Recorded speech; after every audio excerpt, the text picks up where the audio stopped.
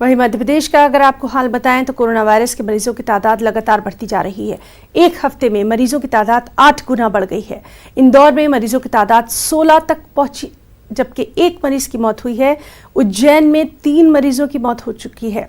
Corona virus के खतरात के पेश नज़र पहली से 9वीं क्लास तक के तलबा को जनरल प्रमोशन देने की तैयारी की जा रही है। और चलिए रुख करेंगे भोपाल का, जहां इस वक्त हमारे साथ मौजूद हैं हमारे साथी मेहताब आलम। मेहताब, पहले तो आपसे हाल जानना चाहेंगे, आज सुबह तक कोरोना वायरस के कितने और नए मामले सामने आए हैं, साथ ही साथ क्या कुछ खास इक़दामात खासतौर से तालिब इल्मों के लिए?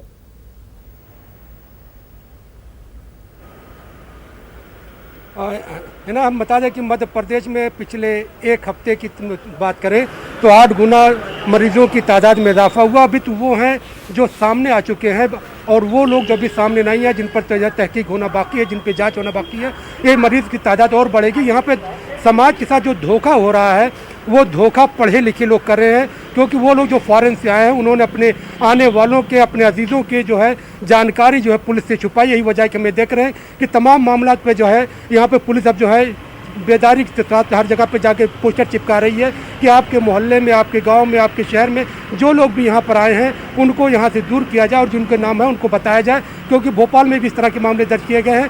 सबसे ज़्यादा मामला जो है इंदौर में सामने आया है और भोपाल की राजधानी की बात करें तो यहाँ पे 3 है। लेकिन तमाम चीज़ें भी यही है, जैसे मैंने कहा कि जो इस पर बेदारी होनी चाहिए वो बेदारी अब भी यहाँ पर नहीं हो रही है। तमाम लोगों को फिक्र खाने की तो है, लेकिन जो खामोश दुश्मन आपके दरवाजे पे खड़ा है उसकी फिक्र नहीं है। जब तक इस खामोश दुश्मन की निशानदेही आप नहीं करेंगे, जब तक आप अपना केयर नहीं करेंगे, अपने समाज की हिफाजत आप नहीं कर सकते। जब समाज की हिफाजत नहीं होगी तो मुल्क की भी हिफाजत नहीं हो सकती है। यहाँ पर लोगों को अपनी बेदारी का सबूत देना है। जिस तरह से हम देख रहे हैं कि धर्मगुरुओं ने, मजहबी रहनुमाओं ने मस्जिद में नमाज न पढ़ने की जो अपील की, तो यहाँ पर उसका एक असर देखने मिला। न मंदिरों में जो है पूजा हो रही है, न मस्जिदों में नमाज हुई। लोग अपने अपने घरों में इबादत कर रहे हैं। 2-4 लोग जाते हैं वहाँ पर आरती हो जाती है, 2-4 लोग जाते हैं वहाँ पर नमाज हो जाती है। मंदिरें भी इस तरह से आबाद की जा रही है, मस्जिदें भी किया जा रही। लेकिन सबसे बड़ी बात यह है कि जब तक इंसानियत जिंदा नहीं रहेगी, अगर जब इंसानियत ही नहीं जिंदा रहेगी तो ये समाज किस काम का आएगा? न मंदिर बचेंगे न मस्जिद बचेंगे।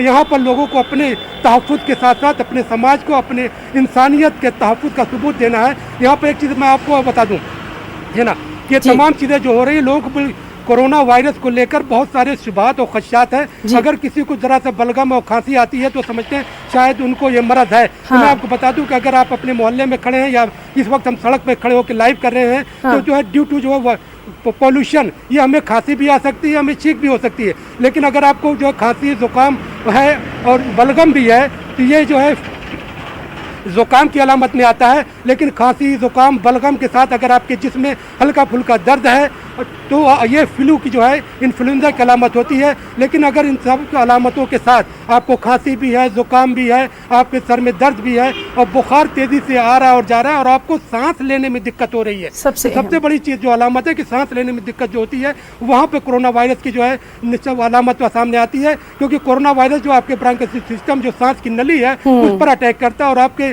जो बलगम होता है उसको इतना गाढ़ा कर देता है कि सांस लेने में दिक्कत होती है। तो सबसे बेहतर यही है, इसीलिए जो है माहिरीन ये बताते हैं कि आपको अपने घरों में रहना है और हर तरह से जो है अपने मास्क को लगा कर रखना है। क्योंकि अगर पास पड़ोस में किसी को छींक आई और उसका वायरस आप तक आ गया तो ये जो अलामत जो है 1 से 14 दिन, 15 दिन लग जाते हैं जाहिर होने में। यही वजह है कि आपने जी मेहताब, बिल्कुल सही आपने कहा और बहुत अच्छा तज्जिया आपका रहा है कि घबराने की ज़रूरत नहीं है, एहतियात अपनाने की ज़रूरत है। और सबसे अहम बात जो मेहताब ने हमें बताई है वो ये है कि अपना ख्याल हमें खुद रखना है।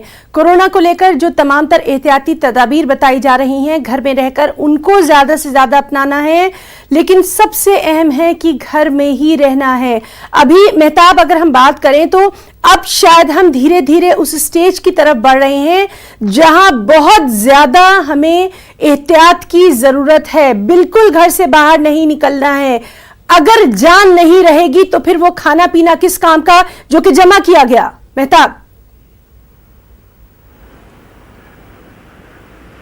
देखिए, जब आपकी जान ही नहीं रहेगी तो आप ये जहान भी नहीं रहेगा, ये इंसानियत ही नहीं रहेंगे। तो इस वक्त मैं कहता हूं कि सबसे बड़ा जिहाद इंसानियत के तहफ़्फ़ुज़ का है और इंसानियत का तहफ़्फ़ुज़ तभी हो सकता है कि नॉट मी बट यू, आप अपने लिए नहीं दूसरों का ख्याल रखिए। जब आप दूसरों का ख्याल रखेंगे तो समाज का ख्याल खुद ब खुद हो जाएगा। यहाँ पर आपको अपना भी ख्याल रखना है, अपने समाज का भी ख्याल रखना है, अपने मुल्क का भी ख्याल रखना है। ये तमाम चीज़ें जो पूरा मुल्क लॉकडाउन किया गया है, मध्य प्रदेश के 6 जिले में जो कर्फ्यू का निफाज है, यहाँ पे मैं मोहसिन से कहूँगा कि मोहसिन इसको दिखाएं कि किस तरह से तमाम दुकानें जो ज़रूरियात की ज़िंदगी, भोपाल की जो है ये सड़क है जो स्टेशन रोड को जाती है, जहाँ पर आम दिनों में यहाँ पे चलना मुश्किल होता था, इक्का दुक्का गाड़ियाँ लोग ज़रूरियात की ज़िंदगी के लिए जा रहे हैं। तमाम लोगों को एहतियात इसलिए की जा रही है ताकि आप भी महफूज रहें, आपका मुल्क भी महफूज रहे।